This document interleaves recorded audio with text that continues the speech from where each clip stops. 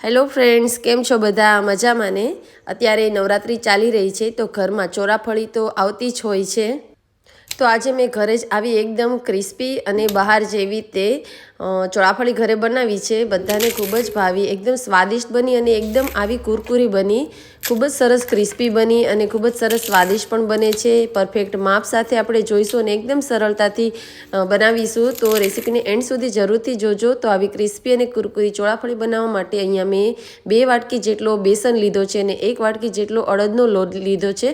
અહીંયા બેસન એટલે કે આપણે ચણાનો લોટ છે એ ઘરે દળેલો નહીં પણ બહારથી લાવીશું બેસન, અને અડદનો લોટ પણ આપણે એકદમ ઝીણો લઈશું. બંને લોટ સાવ ઝીણા હોય એવા લઈ લેવાના છે.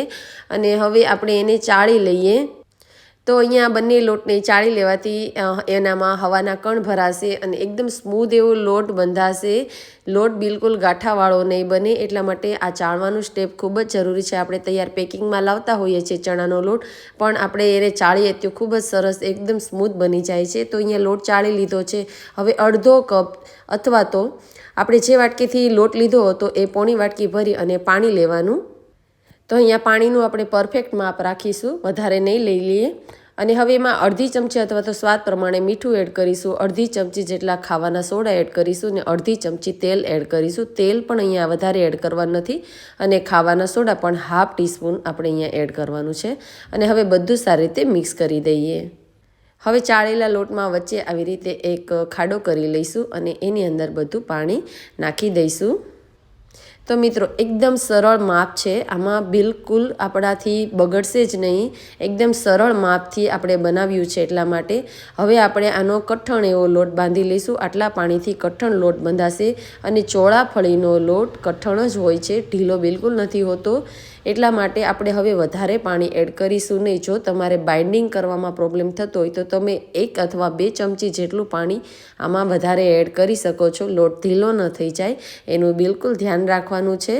અહીંયા મેં બિલકુલ પાણી નાખ્યું નથી. મેં જેટલું લીધું હતું હાફ કપ એટલે કે અડધો કપ, અથવા તો આપણે જે વાટકીથી લોટ લીધો હતો એ પોણી વાટકી ભરી અને પાણી લેવાનું. અને પછી જો આવો કડક એવો લોટ બંધાઈ ગયો છે. તો હવે આપણે આ લોટને મસળીશું અથવા તો ટીપીશું એટલે ખૂબ જ સરસ બની જશે. અહીંયા મેં પ્લેટફોર્મ ઉપર થોડો તેલવાળો હાથ કરી લીધો અને એની ઉપર મેં બધો લોટ નાખી અને દસ્તો હોય તો દસ્તો અથવા કોઈ આવા પાણા વડે આપણે લોટને ટીપવાનો છે. તો એના ઉપર પણ મેં તેલ લગાવી અને પછી એને ટીપવાનું શરૂ કર્યું. તો ટીપવામાં મારે 10 મિનિટ સુધી નો ટાઈમ લાગ્યો, જેનાથી લોટ છે એકદમ સ્મૂથ બની ગયો. તો અહીંયા આપણે એને 10 મિનિટ સુધી ટીપીશું. જો તમારે ટીપવું ન હોય તો આવી રીતે તમે સ્ટ્રેચ કરી શકો છો. તો આવી રીતે સ્ટ્રેચ કરવાથી પણ લોટ સરસ એવો કૂણવાઈ જશે. તો આવી રીતે આપણે 10 મિનિટ સુધી કરી લેવાનું. જો તમે લોટને ટીપવા માગતા હોય તો આવી રીતે તમે 10 મિનિટ સુધી ટીપી અને પછી લોટનો કલર પણ એકદમ ચેન્જ થઈ જશે અને લોટ એકદમ સ્મૂથ પણ બની જશે. ઢીલો તો નહીં થાય પણ એકદમ સરસ આપણે જેવો વણી શકીએ એના માટે પરફેક્ટ બની જશે. તો અહીંયા લોટને મેં ટીપી લીધો છે. આવી રીતે બધી સાઈડથી આપણે ફેરવતા જવાનું અને લોટને ટીપી લેવાનો છે. તો હવે 8થી 10 મિનિટ જેટલો લોટ ટીપાઈ જાય એટલે આવો સરસ થઈ જાય છે. હવે આપણે એનો રોલ કરી લેવાનો છે. એને આવી રીતે રોલ કરતા જઈએ. તો અહીંયા ખૂબ જ સરળતાથી આ લોટ છે એ ટીપાય અને ખૂબ જ સરસ એવો બની ગયો છે. એનો રોલ પણ મેં બનાવી લીધો છે. હવે આ રોલને આપણે 2 પાર્ટમાં ડિવાઈડ કરી દઈએ અને એમાંથી એક પાર્ટ લઈ લઈશું અને એના લુવા આપણે કરવાના છે. તો એને આપણે વધારે થોડો પતલો રોલ કરી લઈએ અને પછી એના એક સરખા આપણે કટકા કરી લઈએ, જેથી લુવા છે એ એક સરખા બને, ચોળાફળીની સાઈઝ એક સરખી થાય. તો અહીંયા મેં બધા લુવાના માટે કટકા કરી લીધા અને પછી એના લુવા આવી રીતે કરી લીધા છે. તો આવી રીતે બધા લુવા કરી એના ઉપર થોડું તેલ ચોપડી અને સાઈડમાં મૂકી દઈએ. હવે આપણે એક મસાલો બનાવી લઈએ. એના માટે 1 ચમચી જેટલું સંચળ મીઠું અને 2 ચમચી જેટલું કાશ્મીરી લાલ મરચું નાખી અને બધું મિક્સ કરી અને મસાલો બનાવી લીધો છે. અને હવે આપણે ચોળાફળીને વણી લઈએ. તો થોડો મેં અહીંયા મેંદો સ્પ્રિંકલ કરતાં આપણે ચોળાફળીને વણી લઈશું. અહીંયા જરૂર પડે તો આપણે એના ઉપર આપણે મેંદો છાંટી અને સરસ એવું રોટલી વણી લઈશું. તો એકદમ પતલી રોટલી વણવાની છે ચોળાફળી માટે.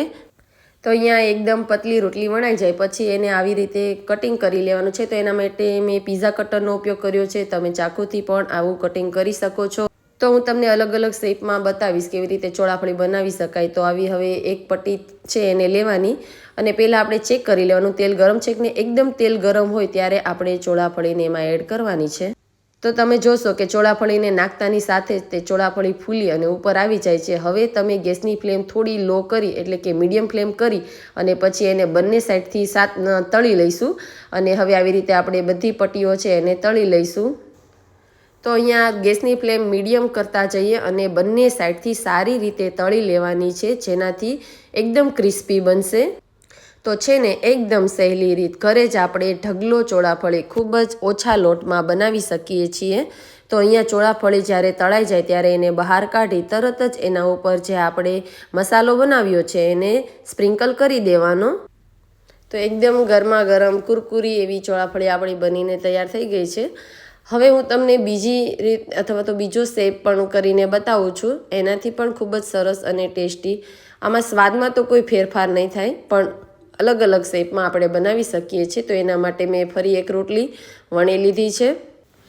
તો જો તમે બધી રોટલીને સાથે વણી અને બનાવવા માંગતા હોય તો બધી જ ચોળાફળીને એકસાથે વણી લેવાની અને પછી એના ઉપર છાપું ઢાંકી દેવાનું અને પછી આવી રીતે શેપ કરતા જશું અને એને તળતા જઈશું. તો અહીંયા મેં આવો એક શેપ બનાવ્યો છે. તો એનાથી પણ ખૂબ જ સરસ એવી ચોળાફળી લાગશે. તો અહીંયા આપણે આવી રીતે ચોરસ શેપમાં પણ કરી શકીએ છીએ. વચ્ચેથી આપણે આવી રીતે કાપા કરી લેવાના. તો આવી ચોરસ શેપની બની જાય છે. તો આવી પણ તમે બનાવી શકો છો. અને બહાર કંદોઈને ત્યાં મળે એ ફરસાણની દુકાને એવી ચોળાફળી બનાવવા માટે આપણે આવી રીતે કટ લગાવીશું, જેનાથી બહાર જે કંદોઈને ત્યાં મળે છે એવો જ બિલકુલ શેપ આવશે અને ખૂબ જ સરસ લાગશે. તો એને હું તેલમાં તમને તળીને બતાવું છું. તો એ પણ ખૂબ જ સરસ એવી બને છે. અને જો મિત્રો ચોળાફળી તળવા ટાઈમે તમને એવું લાગે કે ચોળાફળી ફૂલતી નથી, તો એનો મતલબ એમ કે થોડો લોટ ઢીલો થઈ ગયો હશે. તો એને 10થી 15 મિનિટ સુધી પંખા નીચે સુકાવા દેવાની અને પછી તળવાની, એટલે ફૂલશે જ તે. અને જોજો ખૂબ જ સરસ અને ટેસ્ટી બનશે. તમે જુઓ છો કે કંદોઈને ત્યાં આવા શેપમાં ચોળાફળી બનતી હોય છે અને બધાને ભાવતી હોય છે. આ ચોળાફળી મારા ઘરે બાળકોને ખૂબ જ ભાવી હતી.